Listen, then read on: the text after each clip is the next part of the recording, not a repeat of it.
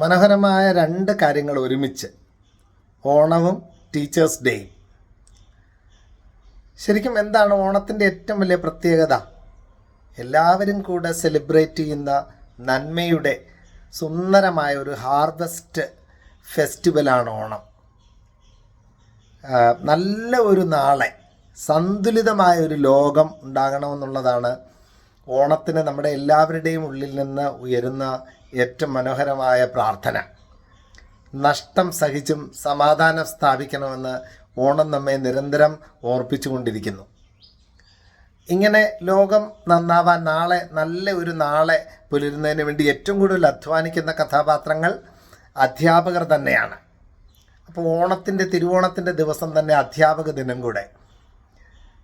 ചിറകുകൾ കൊടുക്കുന്ന എല്ലാ അധ്യാപകർക്കും 1000 പ്രാർത്ഥനകൾ, ആശംസകൾ. Thank you. God bless. Thank you.